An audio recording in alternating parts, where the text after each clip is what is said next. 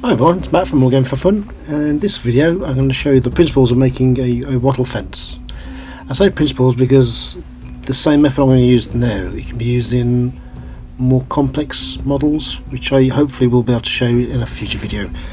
For now, just using 6-inch long piece of MDF cut-offs. So start this in proper Blue Peter style. And remove the corners, score along the centre and mark off. I've used 10mm gaps, but this isn't really necessary. It doesn't really matter if there's a slight variation. Probably add more interest to the model. It's purely as a guide. Then using a little pin drill and carving away the edges, this is created, as you can see. And the holes go all the way through, because the fence will be made from actual cocktail sticks, roughly 60mm in length.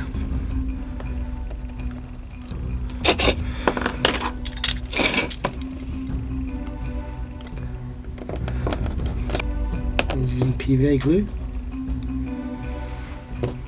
simply glue the cocktail sticks into position. These ones I made earlier. As you can probably see, they're not exactly equal.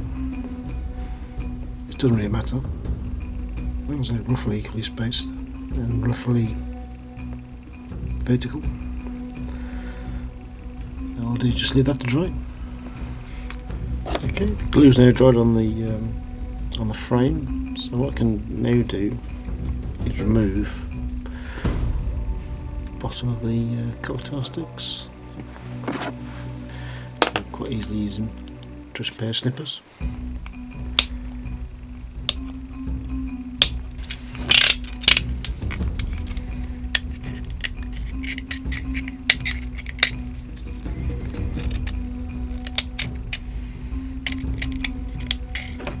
Now the fun bit, the actual wicker we have, you can see that it's made from plant twist or tie, as in this stuff. It's available for most garden centres, and for tying back plants on frames. Hopefully I can show you can use this for giving the wattle effect. Give me his guide.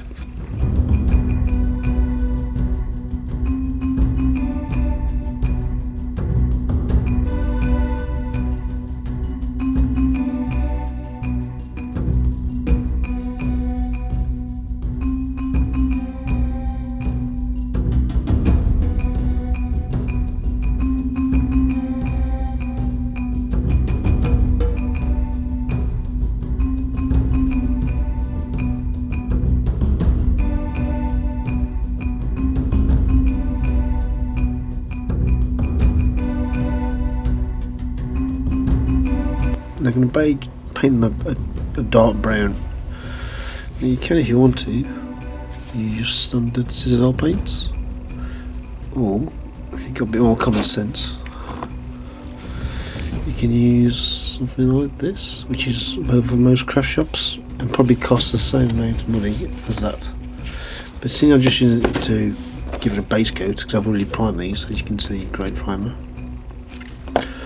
far better value for money, because half the time it won't be seen. Okay, cue music guide.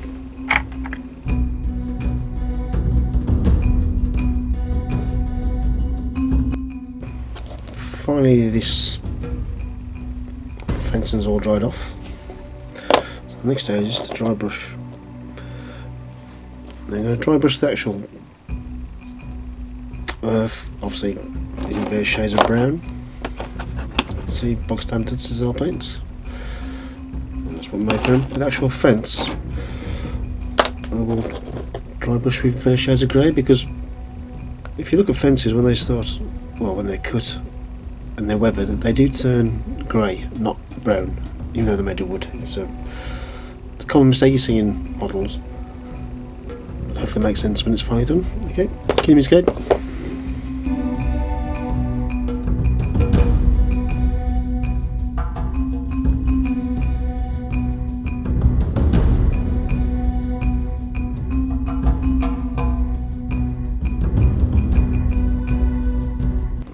Final stage of making the wattle fences, and it's just adding the finishing touches. As you can see, they've all been painted up, dry brushed, and they've also been varnished. So all I need to do now is add some flock.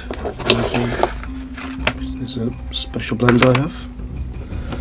It's simply applied by using PVA glue.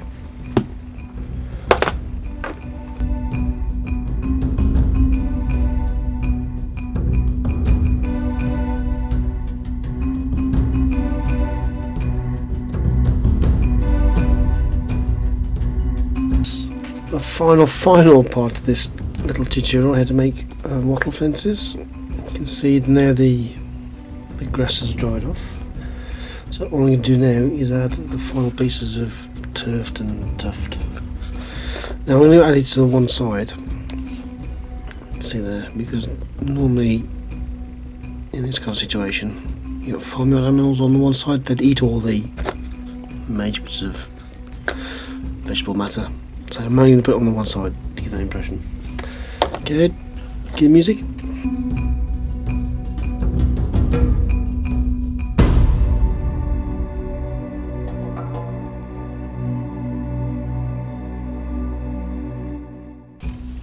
So hopefully, you can see just adding a small amount of flock and scatter